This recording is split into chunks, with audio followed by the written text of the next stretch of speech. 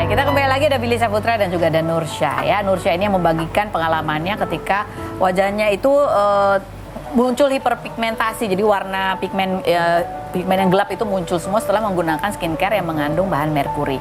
Kita lihat ya before afternya ya. Jadi kalau tadi Nursya bilang ini beforenya seperti ini, iya kulitnya padahal bagus ya gitu ya. Tapi karena belang, karena pekerjaannya waktu itu sales ya, jadi mesti jalan-jalan keluar, perlu pakai skincare buat perawatan, tapi justru malah efeknya malah jadi menghitam. Tapi memang benar-benar dari skincare ya?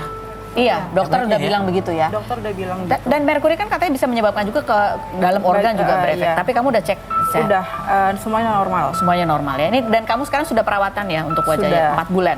Baru 4 bulan. Baru 4 bulan. Tapi kamu melihat nggak ada harapan, ada efek baik dari perawatan dokter? Ada. Kemarin itu yang sebelumnya tuh hitamnya kan pekat banget. Kalau sekarang tuh udah agak kayak lebih memudar gitu ya, memudar, tapi memang nggak kelihatan banget. Cuman dia jauh lebih sehat aja kulitnya. Insyaallah, bismillah. Amin, amin. Nah, Nursya juga membagikan cerita bahwa ada momen-momen di mana itu benar-benar secara mental dia down sekali begitu ya, bahkan sempat ingin kayak putus asa sekali. Kita lihat cuplikan wawancaranya dengan Dr. Richard berikut ini. Mungkin kalau orang yang nggak kuat bisa. Pernah terpikir? Hampir. Karena capek. Nggak suka sama tatapan-tatapan orang.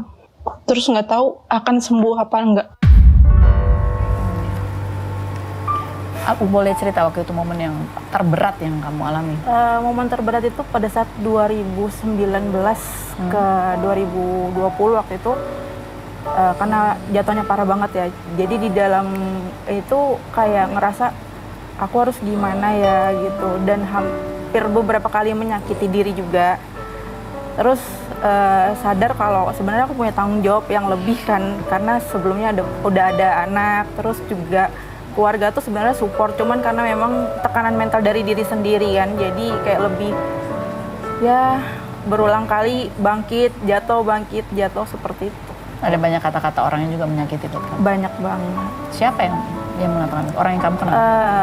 Orang yang aku kenal sih kebetulan nggak ada, cuman kadang kalau orang ngeliat aku dengan tatapan aneh, terus kadang tiba-tiba melontarkan kata-kata yang nggak enak di hati aja kayak gitu.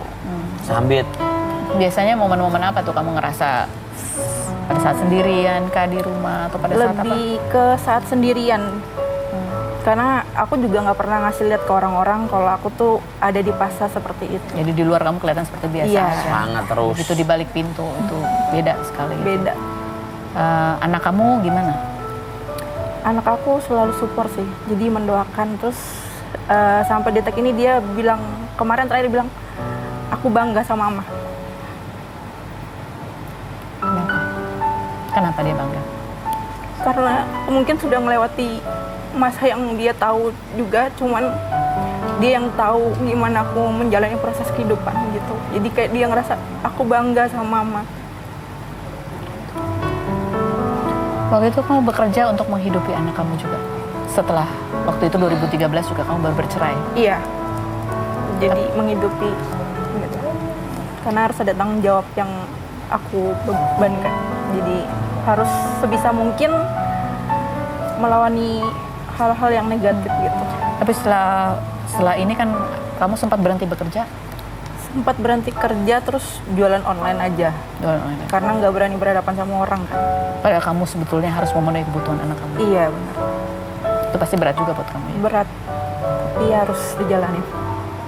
Jadi bukan hanya karena tatapan orang, tetapi karena itu membuat kamu juga terganggu gitu ketika harus mencari nafkah. Iya. Kamu sendiri ke depan gitu, anak kamu udah besar. Ada rencana kamu untuk mencari pendamping hidup lagi? Untuk saat ini belum. Saat ini belum? Belum. Karena aku masih mau fokus sama diri aku sendiri dan anak aku juga. Ini kita lihat komentar-komentar netizen ya, bunyinya seperti apa sih? Kita lihat bunyinya. Itu bukan karena merkuri, tapi mungkin kulit yang nggak bisa menerima kosmetik, karena semua kosmetik itu sebenarnya sama Kak. Ini masih ada orang-orang yang denial ya gitu ya. Nah, yang berikutnya, saya dulu sering pakai merkuri dari 2016, muka aku banyak flek. Sekarang muka saya 50% flek susah hilang. Flek susah hilang kata dia gitu. Yang berikutnya, makanya jangan pakai mahal, biar murah, yang penting ada hasil. Nggak mungkin muka jadi bolong katanya. Ini ada banyak orang yang ini komentarin Mbak. Iya, dia karena dia mengedukasi bahwa hati-hati dengan produk yang mengandung merkuri, tapi banyak orang yang ternyata denial gitu ya. Iya, masih banyak juga yang kadang bilang, aku tuh nggak perlu pakai merkuri, aku tuh nggak perlu pakai merkuri. Padahal merkuri itu sebenarnya nggak ada hubungannya sama kulit. Jadi kayak dia ngerasa aku bangga sama mama. Untuk saat ini belum. Saat ini belum. Belum. nggak usah ngurusin muka orang lain, urus aja muka sendiri kayak gitu. Karena mereka percaya kalau merkuri itu ya nggak apa-apa, nggak mungkin ada apa-apa gitu. Apa yang kamu rasakan ketika ya kamu udah dengan sepenuh keberanian kamu mencoba untuk membagi supaya orang lain tidak mengalami hal seperti kamu, tapi efeknya seperti itu? Secara mental berat juga dong pastinya. Berat, sampai sekarang bahkan masih kadang ngerasa berat. Cuman aku ngerasa mungkin cara aku untuk bisa ngelawan itu semua ya dengan aku edukasi ke orang-orang biar nggak ada lagi orang-orang yang kena efeknya seperti aku. Karena ini bukan cuma masalah wajah tapi juga mental terganggu. Mengganggu kamu beraktivitas sehari-hari juga. Baiklah. Nur, mohon maaf. Semangat ya. Pede aja udah. Iya udah pede sekarang. Bagus. Ya semakin lama semakin pede. Menjadi berkat buat kamu karena kamu berbagi informasi yang bermanfaat buat orang lain gitu ya. Mudah-mudahan ya. Mudah-mudahan kita semakin terbuka matanya, harus lebih aware kalau beli kosmetik, lihat kandungannya seperti apa. Merkuri itu jelas adalah bahan yang sudah dilarang. Nih, gue nggak pernah pakai skincare nih, air wudhu insya Allah. Masya Allah. Oke, baik. Terima kasih Nur sudah hadir. Berikut kita akan berbincang dengan Mbak Melisa Anggra. Ini adalah kuasa hukum dari David Ozora. Begitu yang kemarin kasusnya sempat dari Mario Dendi sudah dijatuhi vonis gitu ya, hukuman 12 tahun penjara dan ada juga denda 25 miliar. Benarkah bahwa pihak David Ozora masih ingin mengajukan banding? Apa yang masih menjadi keberatan? Kita lihat dulu profilnya berikut ini. Udah Karos. Baik. Kita sudah bersama dengan Mbak Melisa, ini adalah kuasa hukumnya David Ozora, begitu ya. Kasusnya adalah mengenai kasus penganiayaan, gitu ya. David Ozora sendiri baru usia 17, masih 17 ya. Sementara pelaku berusia 21 tahun, gitu. Sudah 20 tahun. Sudah jatuh vonisnya 12 tahun dan juga ada denda 25 miliar. Dari pihak David Ozora sebenarnya menerima atau masih pikir-pikir atau bagaimana? Ya, dalam sebuah putusan majelis kemarin itu kan sudah memberikan vonis paling maksimal sebenarnya. Untuk hukuman penjaranya ya? Untuk hukuman pidana penjaranya. Kalau kita lihat keseluruhan kasus penganiayaan di Indonesia ini termasuk hukuman yang paling berat udah gitu.